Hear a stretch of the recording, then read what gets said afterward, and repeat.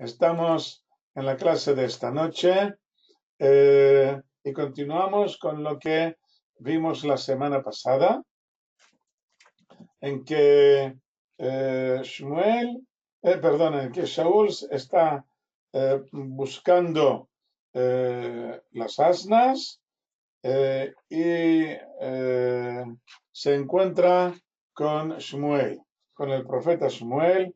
Se lo encuentra a la entrada de la ciudad de Betlehem.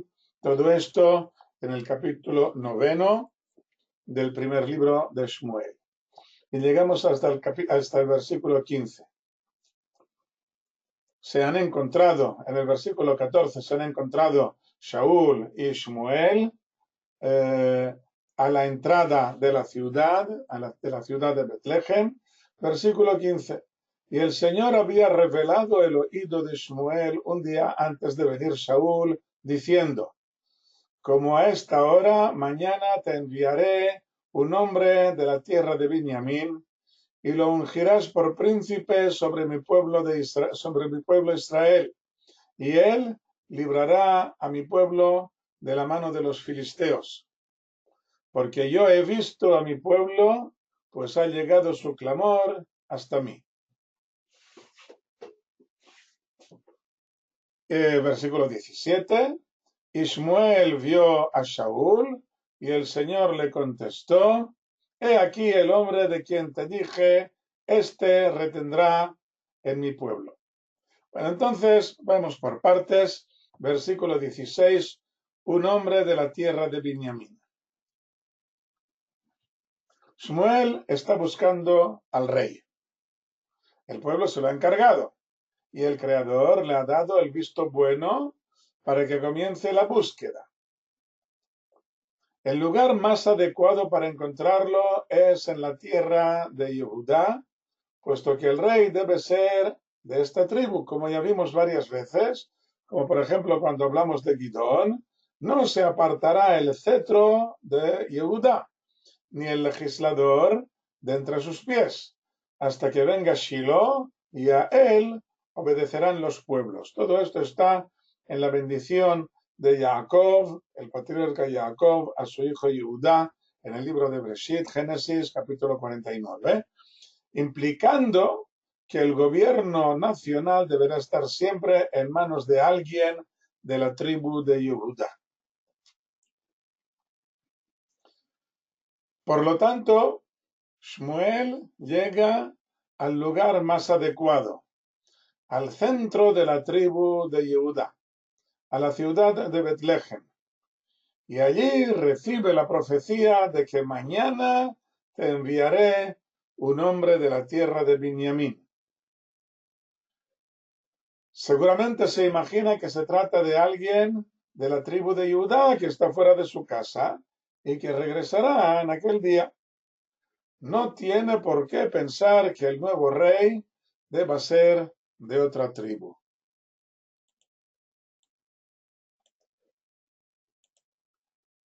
Aquí vemos dos expresiones: el príncipe de Israel. En el texto en hebreo se usan varias expresiones que es un poco difícil traducirlas exactamente. ¿Qué significa exactamente Nagid? Nagid es la palabra, es la expresión que aparece aquí. Nagid se traduce aquí por príncipe, es una buena traducción, no conozco otra mejor, aunque la palabra Nagid no es príncipe en sí, es alguien como que digamos, alguien que dirige a los demás, un líder, un dirigente, algo así. Luego, a continuación, también en el versículo 17, hay una expresión un poco rara a nuestros ojos y a nuestros oídos, cuando dice: este retendrá en mi pueblo. ¿Qué es lo que retendrá? Bueno, pues aquí también la expresión otzer. Otzer se traduce normalmente como príncipe heredero de la corona, el heredero de la corona. pero tampoco es una traducción buena. El verbo otzer significa retener. ¿Qué es lo que retiene? Pues hay algunos de los comentaristas que dicen que retiene el poder.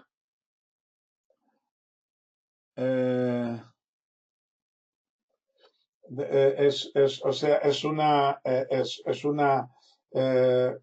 un sinónimo del poder, de tener el poder. Retendrá el poder en mi pueblo, retendrá las posibilidades. Francesca hace una pregunta sobre el casi exterminio que se había hecho de la tribu de Benjamín, y que Shaul fuera un renuevo procedente de la tribu de Judá. Veremos una respuesta a esta pregunta muy buena a continuación. Por lo tanto, como que ya viene a continuación, pues no voy a contestarla ahora. Tendremos que esperar un poquitín, con tu permiso. Versículo 18. Y encontró Shaul a Shmuel dentro de la puerta y le dijo: declárame ahora dónde está la casa del vidente. Y respondió Shmuel a Shaul y dijo: yo soy el vidente. Sube delante de mí a la Bamá, pues hoy comerás conmigo, y por la mañana te dejaré ir y te declararé todo lo que está en tu corazón. En cuanto a tus asnas, que se perdieron hace 3 días, no te preocupes por ellas, pues han sido halladas. ¿Y para quién es todo lo deseable en Israel? ¿No es para ti y para toda la casa de tu padre? Bueno, esto es lo que le dice el profeta Shmuel a Shaul. En primer lugar, examinemos esto. Yo soy el vidente. Shaul y Shmuel se encuentran dentro del portal de la ciudad, que debía ser un recodo, como lo tenían en aquellos tiempos. Así se evitaba que el enemigo pudiera entrar directamente a la ciudad. En el recodo de la puerta, un lugar un poco oscuro, un lugar un poco reservado, allí se encuentran ambas personas y Shaul pregunta al desconocido si sabe dónde está la casa del vidente. La respuesta del profeta es concisa: yo soy el vidente. En realidad, con esto no peca de falta de modestia, puesto que responde directamente a la pregunta de Shaul. Aún así, esta expresión molesta al Creador, y los sabios lo expresan en el Midrash cuando mucho más tarde no será capaz de ver que el hermano mayor de David no es digno de ser rey. Con esto encontramos la respuesta al inciso que había hecho el texto al explicar que no hay más remedio que usar este término vidente, que es el que usó Shmuel, a pesar de que no siempre reproduce las conversaciones al pie de la letra, y podría haber usado el de profeta, ya que el reproche divino no sería suficientemente claro. O sea, vimos en la clase anterior un inciso en que decía que a lo que hoy en día llamamos profeta, antiguamente le llamaban vidente. No tenía por qué explicarnos esto. Podía haber transmitido directamente la palabra vidente o la palabra profeta sin entretenerse en esto. Pero el texto bíblico vio la necesidad de explicarnos esto, puesto que a continuación, o sea, en nuestro versículo, cuando Shmuel dice yo soy el vidente, con esto hay un reproche divino. Hay un reproche divino y que va a relucir este reproche un poco más tarde, dentro de varios capítulos, cuando el profeta Shmuel, el vidente, no sea capaz de ver que el hermano mayor de David no es digno de ser el rey. Al hablar de visión, significa que tiene muy desarrollado este sentido, mientras que la profecía es un regalo del Creador. Shmuel no debería haber usado esta palabra sin añadir que no depende de él. Debería haber aprendido la lección de Yosef, que a la expresión del faraón, he oído sobre ti diciendo que hoy es un sueño y lo interpretas, o sea que el faraón le daba el crédito a Yosef, le contesta Yosef al faraón, fuera de mí, Dios contestará la paz del faraón. Esto está fuera de mí, ¿qué va? No soy yo, es Dios que contestará. Yo solamente soy el transmisor. Yo no sé interpretar los sueños. Yo solamente oigo la interpretación que Dios me da para que yo la transmita. Yo no soy nadie. Igualmente hizo Daniel cuando contestó al rey Nebuchadnezzar diciendo, el misterio que el rey pregunta, sabios, adivinos o agoreros no pueden contestarlo al rey, pero hay un Dios en el cielo que descubre los misterios.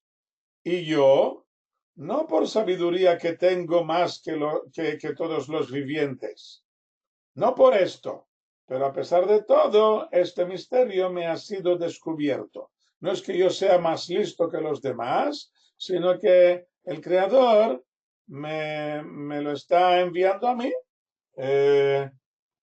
Y con esto no es, digamos, no es algo mío, sino que es algo que el Creador, un regalo del Creador, cuando nos adjudicamos a nosotros mismos, aunque sea por un desliz, unas cualidades que no son más que regalos divinos, lo más probable es que nos las retiren en algún momento. Y esto es peligroso.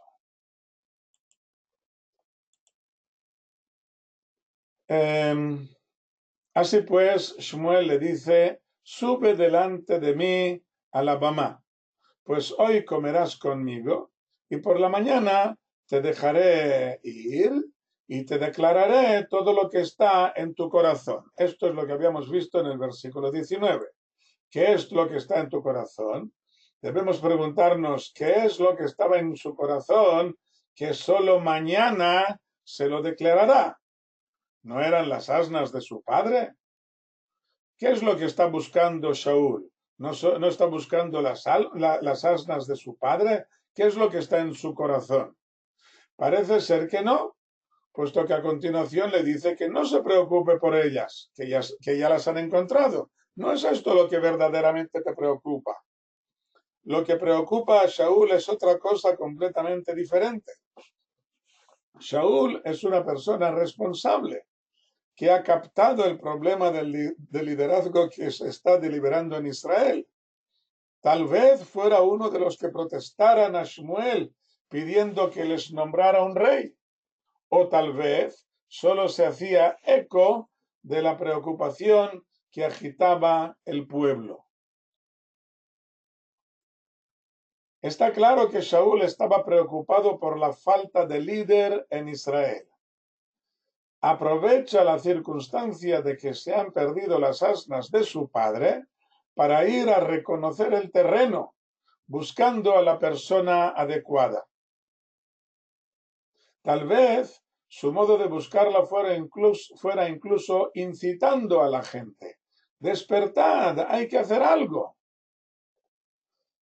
Por muy mayorcito que sea ya, su padre se preocupa mucho por él, puesto que si lo descubre el enemigo filisteo, no tardará en quitárselo de en medio. No significa que Saúl le dijera a su padre que iba a buscar al candidato para el cargo de rey, porque seguramente su padre ya lo sabía, y también su tío, como ya veremos más adelante.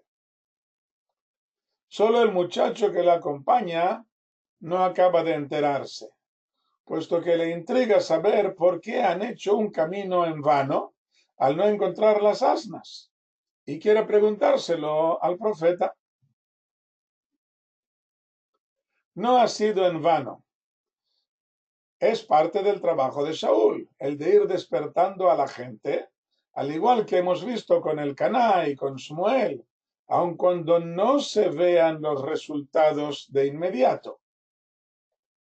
Por supuesto que Shaul no piensa en sí mismo como candidato, así como le espeta al profeta dentro de 2 versículos. ¿No soy yo binyaminita, de la más pequeña de las tribus de Israel? ¿Y no es mi familia la más joven de todas las familias de la tribu de Benjamín? ¿Por qué me miras a mí? Yo soy solamente de la tribu de Benjamín. Con esto estoy empezando a responder a la pregunta de Francesc. No soy yo de la familia más joven de todas las familias de Benjamín. ¿Por qué me miras a mí? Yo no tengo nada que ver con la tribu de Judá. El profeta añade diciendo, ¿y para quién es todo lo deseable en Israel? Una pregunta extraña. ¿Todo lo deseable? ¿A qué se refiere? Por un momento que podría ser infinito y que al fin y al cabo duró solamente 2 años y medio, por un momento Shaul se convierte en el dueño de todos los sueños de Israel. Nuestros deseos, nuestros sueños apuntan muy arriba. Queremos la perfección en todos los aspectos particulares, familiares, sociales, nacionales, universales, tanto los materiales como sobre todo los espirituales. Toda esta perfección está en nuestros sueños y nosotros somos partícipes de todos estos sueños.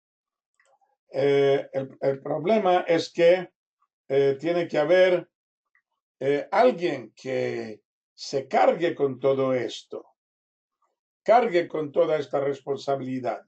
Y esto es lo que le está diciendo Shmuel a Shaul. ¿Para quién es todo lo deseable en Israel? ¿Quién es el que se hace ahora responsable? El Mashiach. ¿Tendría que ser él? La respuesta de Shaul se da cuenta de que aquí le está insinuando algo, no acaba de decírselo claramente, solamente es una insinuación, pero Shaul la capta. Y Shaul respondió y dijo, ¿no soy yo binyaminita, de la más pequeña de las tribus de Israel? ¿Y no es mi familia la más joven de todas las familias de la tribu de Benjamín? ¿Y por qué me hablas de esta manera? ¿Por qué me metes unas ilusiones en la cabeza que no tienen nada que ver conmigo?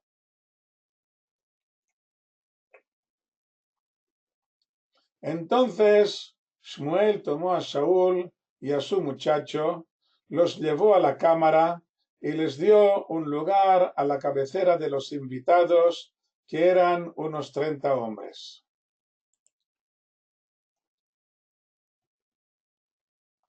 ¿Quiénes eran estos 30 invitados? Sin duda eran personas destacadas, a las que Shmuel había congregado en su intento de encontrar a la más adecuada para el cargo de rey. Estamos en Betlehem, en la ciudad más apropiada para buscar al próximo rey, donde efectivamente lo encontraremos unos años más tarde, en una situación muy parecida a la presente. Shmuel ya lo tiene todo preparado. El lugar en que debe sentarse el candidato, la porción del sacrificio que le será entregada. Los invitados han sido señalados desde hace varios días y al día anterior Shmuel recibió la noticia de que el candidato llegaría a una hora determinada. Seguramente fue una verdadera sorpresa descubrir que el candidato no era de la tribu esperada. ¿Cómo reaccionarán los 30 convidados?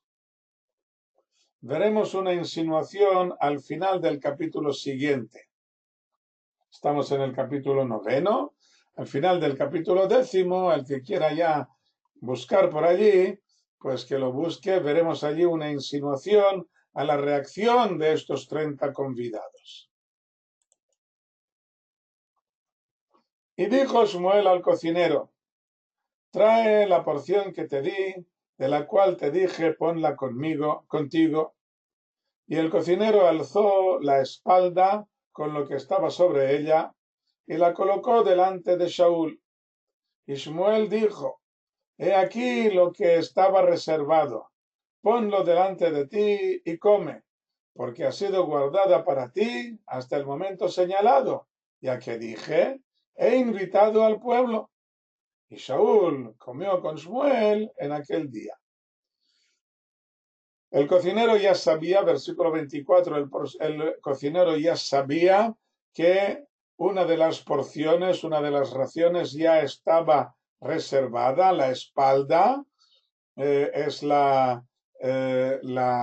el muslo posterior del animal que llega desde la rodilla hasta casi la columna vertebral. Todo esto es la espalda con lo que estaba sobre ella. Todo esto, toda esta porción, no sabemos qué tipo de animal habían degollado, si era un corderito o si era un buey. Seguramente era un buey, porque son 30 convidados, hay que dar comida para todos. Pero ya vemos que Shaul se lleva una porción muy respetable. Si es de toro, pues vaya, se lleva una buena comida. Y Shmuel dice, esto ya lo tenía reservado. Como vimos en el versículo 23, Shmuel dice al cocinero, trae la porción que te di, de la cual te dije, ponla contigo. O sea, ya han degollado el animal, ya está todo preparado, ahora solamente falta comer. Y Shmuel ya tenía la porción preparada. Versículo 25. Y descendieron de la Bamá a la ciudad. Y Shmuel habló con Shaul sobre el techo. O sea, se subieron al techo de una casa y allí estuvieron hablando sobre el techo. Shmuel le aparta del resto de los comensales para hablar con él. Pero no sabemos qué le dijo. Tampoco sabemos el motivo por el cual nos repite 2 veces que fue sobre el techo. Podría haber sido en cualquier otro lugar. Bueno, tal vez había una buena vista desde allí. Tal vez se tratase de una conversación destinada a tranquilizar a Shmuel, que el candidato llegado de la tierra de Benjamín es el más adecuado para el cargo. Shmuel sabe que el rey tiene que ser de la tribu de Judá. De pronto le viene alguien de la tribu de Benjamín, que es de la tribu de Benjamín y no un renuevo procedente de la tribu de Judá. Y esto le extraña mucho. ¿Qué ocurre aquí? He captado bien el mensaje, tal vez no haya captado yo bien el mensaje del Creador. Aquí hay gato encerrado, tal vez, no sé, hay que examinarlo bien. Y por lo tanto, tiene que haber una conversación entre Shmuel y Shaul antes de dar el paso decisivo, para tranquilizar a Shmuel, para convencerle de que este candidato llegado de la tierra de Benjamín es el más adecuado para el cargo de rey. Y tal vez le indicara los pasos que debían darse a continuación, el modo en que anunciarían al pueblo la elección divina. Además, está claro que hay muchas instrucciones que el profeta debe darle al nuevo rey, ya que no ha recibido ninguna preparación para el cargo. De pronto te convierten en rey y bueno, ¿yo qué hago? No es solamente ponerse la corona encima de la cabeza y sentarse en el trono. Hay que hacer cosas, aparte de renunciar a la herencia. En hebreo podría hacerse un juego de palabras, ya que la fonética de el techo, Agag, es casi idéntica al nombre del rey de los amalequitas, Agag. Podría significar que tuvieran una conversación sobre el problema de los amalequitas, ya que este es uno de los mandamientos que debe cumplir el rey en cuanto pueda, y no tardará en recibir la orden explícita de hacerlo, ya en el capítulo 15. Por lo tanto, se trata de ponerle en órbita, de que sepa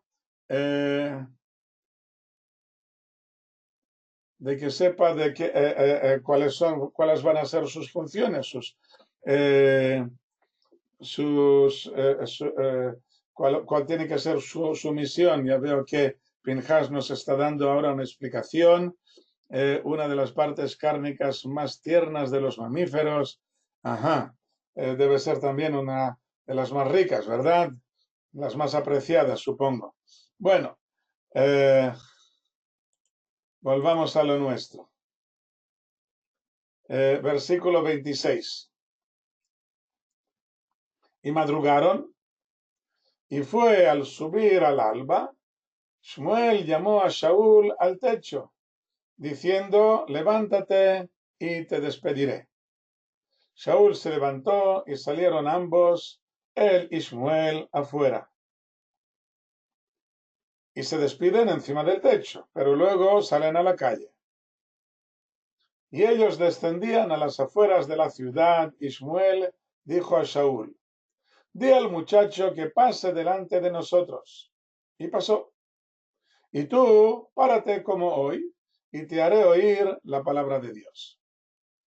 Shmuel le dice a Shaul, envía al muchacho tuyo envíalo adelante con las burras, con las asnas, bueno, ahí van también ellos con un burro, con algo.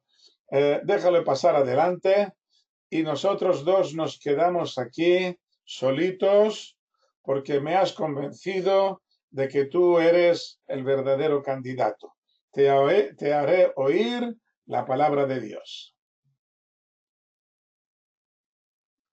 Capítulo 10. Tomó entonces Shmuel el frasco de aceite y lo vació sobre la cabeza de Shaul. Lo besó y le dijo, ¿no te ha ungido el Señor sobre su heredad como príncipe? El frasco de aceite. La costumbre de ungir las personas o los objetos a los que se quiere otorgar una importancia especial es una costumbre muy antigua. Y la vemos por primera vez cuando Jacob sale hacia Harán, en que unge la piedra sobre la que ha recostado su cabeza para convertirla luego, en cuanto regrese, en un lugar de oración. Más adelante, Moshe tuvo que ungir todas las piezas que constituían el tabernáculo, como veremos en la parashá de esta semana que viene. Y tuvo que ungir también a Aarón y a sus 4 hijos. Y el aceite de unción que preparó estaba destinado a ungir a los sumos sacerdotes y más adelante también a los reyes. El aceite es el tercer elemento en diferentes temas de la Torá. Lo veremos siempre acompañando al cereal y al mosto. El cereal es el alimento básico, el sustento humano por excelencia, el pan. ¿Qué haríamos sin el pan? Esto es la base de nuestro consumo. En el mosto, el vino, expresa la alegría que es igualmente indispensable para nuestra vida, para que nuestra vida no sea aburrida. Para que nuestra vida no sea aburrida, pues es necesario el vino para alegrarnos. En cambio, el aceite ya va más allá de lo indispensable. Ya es la grasa, que en hebreo tiene la misma raíz. Y el aceite expresa esta abundancia, la bendición extraordinaria. Aparte de la conocida función del alumbrado, siendo que las lámparas se alimentaban con aceite de oliva. Por lo tanto, esta función de alumbrado también entra aquí en juego, se unen inmediatamente al significado del estudio y de la sabiduría. Y contestando a la pregunta de Francesc, sí, se trata de aceite de oliva.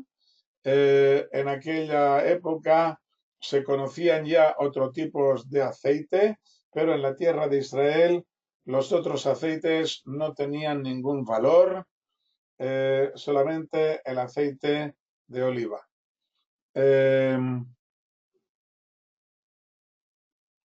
Existía también la grasa, por supuesto, la grasa también se usaba, pero ya en otros contextos.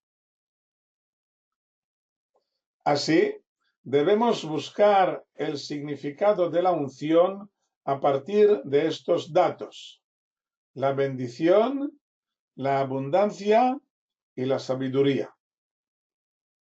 Se trata del mismo frasco de aceite sagrado que leímos en la parashá de Kitisá ayer, en la parashá de ayer, el aceite con que se ungió todo el tabernáculo y con el que se ungieron los sacerdotes y sus vestiduras. Shaul será el único rey que no es de la tribu de Yehudá y que sea ungido con este aceite. A partir de David, solo sus descendientes, los descendientes de David, serán ungidos con este aceite sagrado, mientras que los reyes del reino de Israel serán ungidos con otro tipo de aceite profano. Shaul viene antes de David y por lo tanto él recibe este aceite, y con esto en realidad nos están aquí transmitiendo nuestros sabios al decirnos que se trata de este mismo aceite, de que en realidad el reinado de Shaul podría haber sido universal y definitivo. El problema es que, como ya veremos a continuación, él no fue capaz de aguantar el tipo, no fue capaz de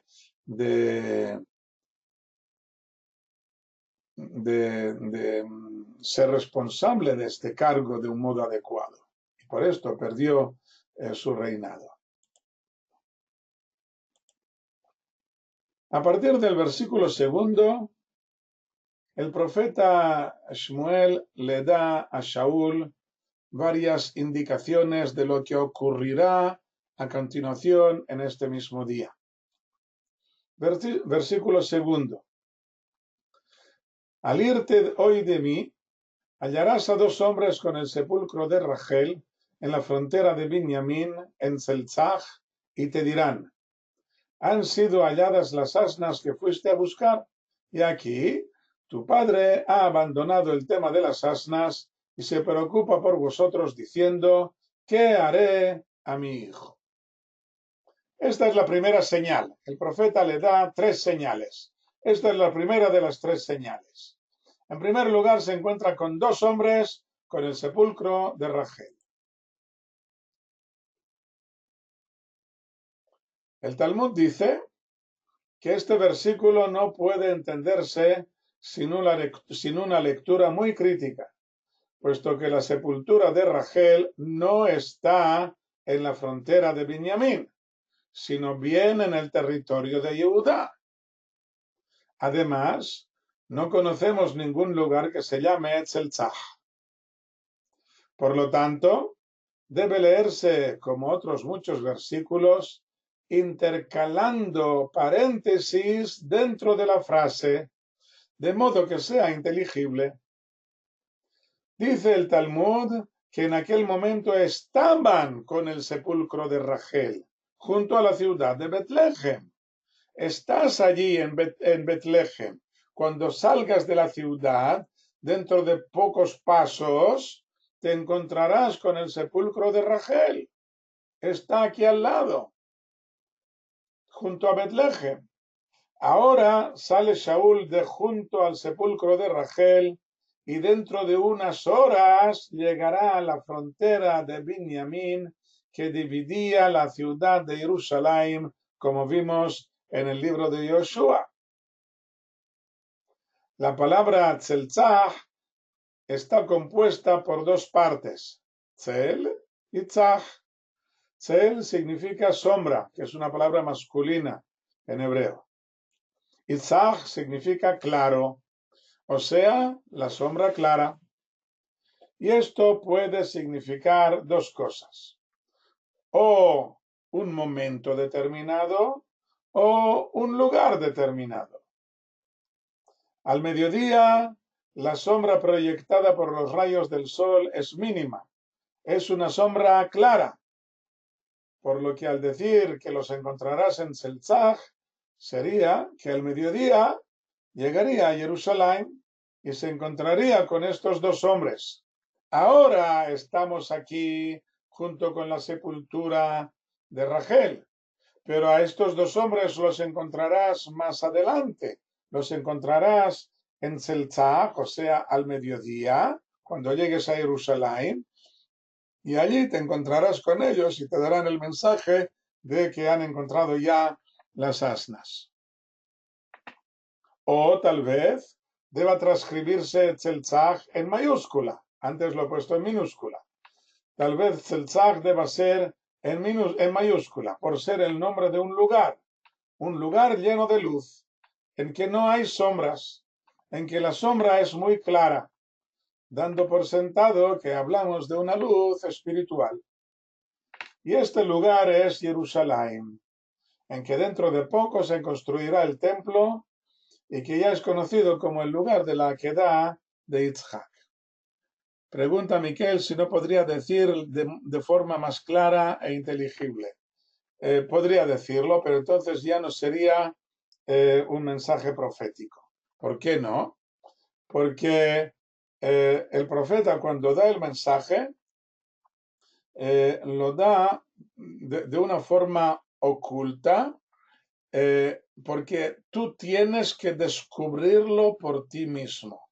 O sea, cuando una persona recibe el mensaje profético, no te dan la sopa hecha con cucharita dentro de la boca. Tú aún tienes algo que hacer, tú tienes que sacar tus conclusiones por ti mismo. Y el dar estos mensajes crípticos es para enseñarnos, en primer lugar, a esforzarnos. Cuando nos esforzamos en entender algo, este mensaje quedará grabado mejor, porque cuando nosotros lo leemos sin esfuerzo, al igual que entra sin esfuerzo, también nos sale sin esfuerzo. Por lo tanto, nos exige un esfuerzo mínimo por parte nuestra para que este mensaje cale más hondo. Pero también en el sentido que ya he dicho hace un momento, de que tú tienes que trabajártelo. Cuando recibes una profecía, no es que ya te den el pan comido, tú tienes aún mucho por hacer para llevar a cabo esta profecía, para que esta profecía se cumpla. Tú eres el responsable de que esta profecía se cumpla. Bueno, entonces esta es la primera señal. La segunda señal, versículo 3.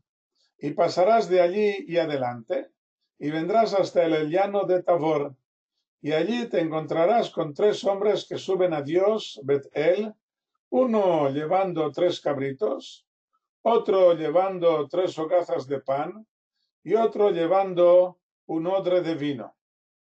Te preguntarán por paz, o sea, te saludarán, y te darán 2 panes, y los tomarás de sus manos. Esta es la segunda señal. 3 hombres. El profeta le dice a Saúl que se encontrará con varias personas, en 3 lugares diferentes. La descripción de cada encuentro es muy enigmática y contiene mensajes secretos que los comentaristas se esfuerzan en descifrar. Las preguntas son muchas y las respuestas que nos han sido transmitidas son pocas y confusas. refiriéndose a la pregunta de Miquel, ¿por qué no lo hace de modo más claro e inteligible? Bueno, pues nuestros comentaristas tampoco nos transmiten una respuesta suficientemente clara, por lo menos no suficientemente clara para mí. En primer lugar, se ha encontrado ya con dos hombres que le dicen que ya han encontrado las asnas. Luego se encuentra con tres hombres. ¿Quiénes son estos tres hombres? Van a la ciudad llamada Betel, que es una ciudad conocida, o se van a Nov, que es el lugar en que está actualmente el tabernáculo sin el arca. O tal vez estos tres hombres se van a Kiriat Yearim, que es el lugar donde está el arca, que también puede considerarse casa de Dios. Betel significa casa de Dios. Betel es el nombre de la ciudad o es la descripción del lugar. La casa de Dios donde está el tabernáculo o la casa de Dios donde está el arca. Son tres posibilidades diferentes. ¿Cuál respuesta es la correcta? Los cabritos, los panes y el vino ¿son para ofrendas ante el Creador o son comida normal para ellos? O ambas cosas. Porque si son ofrendas, ¿cómo van a darle a Shaul lo que está destinado al Creador? Esto va a ser problemático. ¿Y por qué le dan precisamente dos panes y no uno solo? O los tres. La expresión dos panes no es casual. Aparece en la Torá al referirse a la ofrenda especial que se hacía en la fiesta de Shavuot con trigo fermentado, por lo que no puede quemarse sobre el altar, porque porque cualquier cosa fermentada no puede quemarse sobre el altar, sino que era consumida por los sacerdotes dentro del recinto sagrado. En la fiesta de Shavuot celebramos la entrega de la Torá, y el pan de trigo fermentado expresa precisamente la capacidad intelectual del hombre. Así pues, parece que esta señal viene a expresar que el nuevo rey debe tener un cociente de inteligencia muy elevado, con gran capacidad de renovación y de iniciativa para sacar adelante el potencial de la nación. Pero no basta con esto, porque a continuación se dirige a la colina de Dios, que se refiere al lugar en que está el arca, en Kiriat Yearim. Y allí se encuentra con un grupo de alumnos de alguna escuela de profecía que al llegar a la presencia del arca son capaces de librar el alma de toda su impedimenta corporal y recibir el mensaje divino con la ayuda de la música. Y allí se convertirá en una persona nueva. Allí Shaul se convertirá en una persona nueva. Este será el tercer paso. Para intentar entenderlo un poco, podemos pensar en células vivas del hombre, del animal o de la planta, que cada una tiene sus propiedades muy definidas, pero que cuando se une a otras células, de pronto se convierte en un tejido con propiedades nuevas que no existían en el individuo, en la célula particular. O, en un ejemplo muy personal mío, cuando le pregunté a mi novia si quería casarse conmigo y aceptó, de pronto ya no pude usar el pronombre personal singular yo, sino que tuve que cambiarlo por el plural nosotros. Me preguntaba a mí mismo, ¿y ahora qué hago yo? Pero en lugar de decir qué hago yo, de pronto me quedé parado. ¿Qué hacemos nosotros? Hay que cambiar. Me convertí en una persona nueva. Shaul llega a un nivel mucho más alto, el nivel nacional. Ya debe dejar de pensar en términos personales, familiares o incluso tribales. Ahora es el corazón de toda la nación. Se convierte en una persona completamente diferente. En realidad, el mero hecho de recibir la profecía ya hacía algo parecido, puesto que su vida ya no puede ser la misma después de haberse puesto en contacto directo con el Creador. Cada profeta, al recibir la profecía por primera vez, también se convertía en una persona nueva. Claro que había muchos grados de profecías, cada uno según su preparación, etc. Bueno, por lo tanto, aquí vemos eh, eh, tres señales que le da el profeta Shmuel, tres pasos que tiene que dar.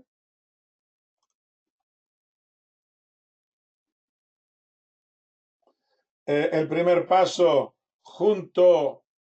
estamos junto a la tumba de Rachel y te envío hacia Jerusalén, que es donde va a ser construido el templo, que no tenía ningún motivo para pensar que no fuera él el que lo construyera. De momento, él es el candidato. Te vas de aquí, desde la tumba de Rachel, te vas hacia Jerusalén y allí te encontrarás, allí será tu primera parada. Luego te encuentras con tres hombres que van hacia la casa de Dios, que seguramente era hacia Nov, donde estaba el tabernáculo. Y luego el tercer paso, cuando te vas a Kiriat Yarim, que es donde está el arca. Estos seguramente son los tres pasos que está dando. Tienes que unir estos tres puntos sagrados, estos tres puntos importantes para el pueblo de Israel. El arca, que hace ya varios años que está fuera del tabernáculo, tienes que reunir el arca con el tabernáculo, y luego tienes que traerlos a la ciudad de Jerusalén, tienes que construir aquí el templo. Aunque tal vez incluso el profeta Shmuel, cuando transmite estas señales a Shaul, no acaba de entender, incluso por sí mismo, de que estamos hablando de Jerusalén, estamos hablando, él sabe que el templo tiene que estar construido allí, pero no sabe exactamente dónde. Bueno, por lo tanto, estamos hablando aquí, como ya he dicho, eh, aquí que las preguntas son muchas y las respuestas son pocas y confusas. Bueno, pero algo, espero que algo, el hecho de hacer las preguntas, esto ya es un gran paso hacia adelante. Tal vez algún día encontremos unas respuestas más claras.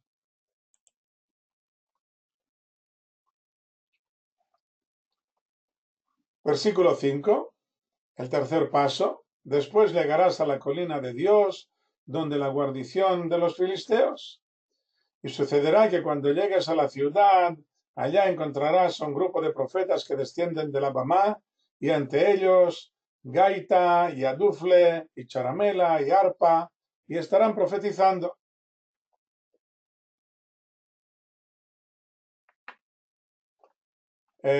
Y prosperará sobre ti el Espíritu del Señor, y profetizarás con ellos, y te volverás un hombre diferente. Francesc me hace una buena pregunta.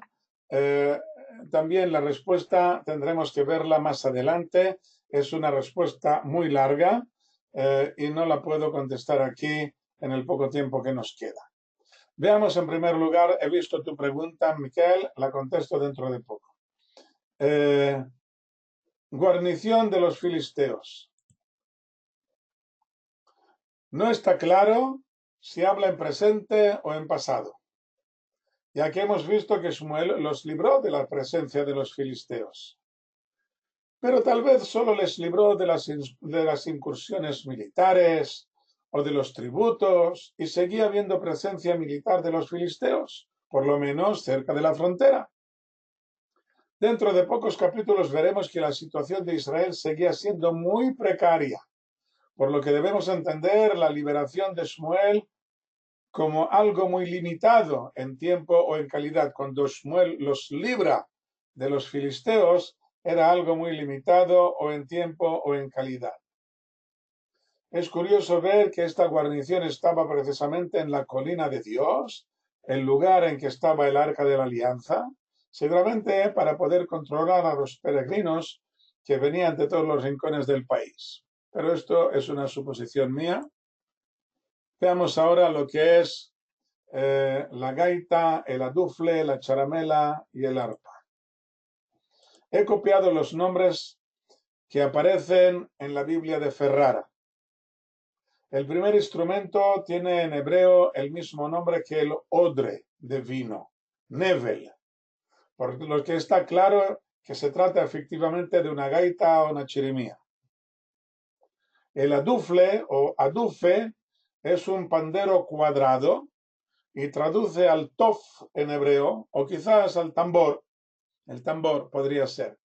El adufle o adufe es un pandero cuadrado típico del norte de África, que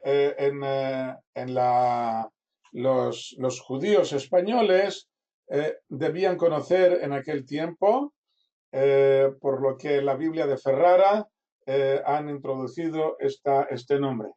En la Biblia de Ferrara aparece adufle con L. En el diccionario de la Real Academia de la Lengua Española aparece adufe sin la L. He puesto los dos. La charamela es una flauta y su nombre Jalil en hebreo implica que es hueco. Jalul en hebreo significa hueco y Jalil es, bueno, pues un instrumento de música hueco.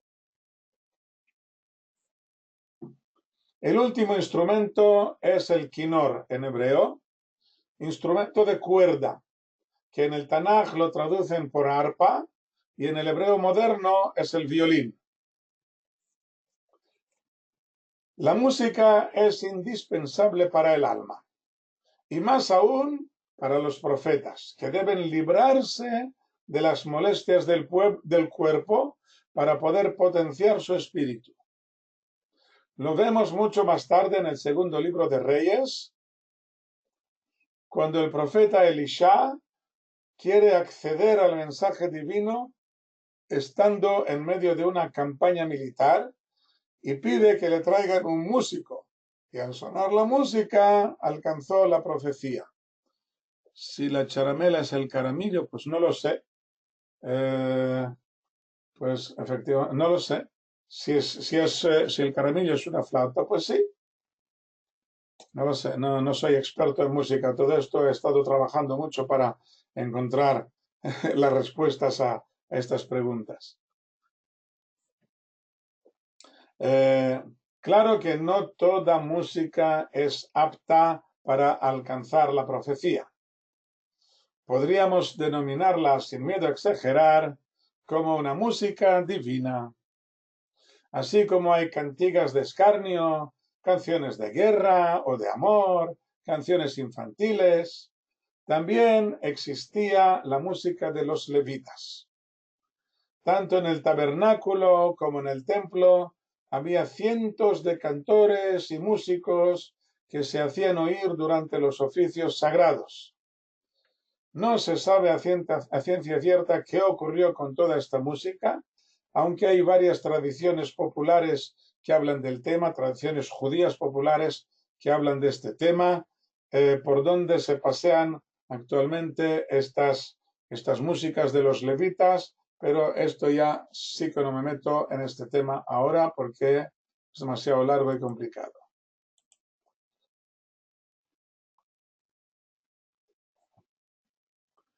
Versículo 7.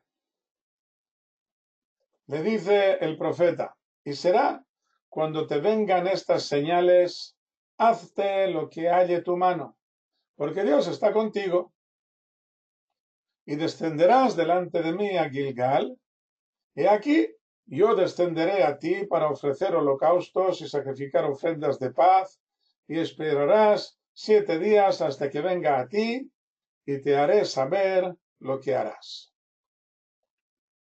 Hazte lo que haya a tu mano. Te pondrán a prueba y tendrás que demostrar tu valor. Se refiere a la prueba de Nahash que veremos en el capítulo 11. Esta primera prueba el profeta le da pleno crédito. Shaul debe tomar la iniciativa por completo sin necesidad de consultar al Creador. Con ello podrá demostrar su valía como nuevo rey para aquellos que aún lo duden. Pero luego, en el capítulo 13, vendrá la segunda prueba, en la que tendrá que recibir las instrucciones del profeta Shmuel. Como ya hemos explicado, que el rey de Israel debe tener ambas condiciones. Debe saber tomar iniciativas propias y valor para cumplirlas, pero también debe ser capaz de someterse a las órdenes del Creador en todo lo que le comunique. Y termino con el versículo 9. Sucedió que cuando él volvió la espalda para ir de con Shmuel, le volvió Dios otro corazón, y todas aquellas señales le acontecieron en aquel día. Aquí me he quedado a medio construir este comentario. No tuvo que esperar hasta que él llegara al grupo de profetas. Ya en el momento en que se separa de Shmuel, se convierte en una nueva persona.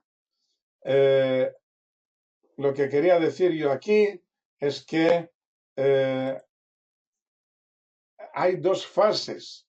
La primera fase es convertirte, como ya lo he explicado antes. Dos fases. La primera fase es cuando te sientes responsable de todo el pueblo de Israel. Tus pensamientos ya no son en primera persona singular, sino en primera persona plural. Y esto ya le ocurre en aquel mismo momento, cuando él volvió la espalda para ir de con Shmuel, le volvió Dios otro corazón, o sea, le cambió el corazón. Él ya se convierte ahora en una persona plural.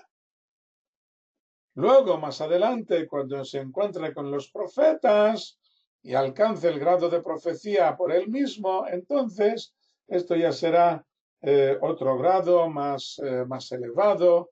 De esto ya hablaremos más adelante en otra ocasión. Y aquí vamos a terminar la clase de hoy, que espero que haya sido de vuestro interés, y nos vemos, si Dios quiere, el próximo domingo.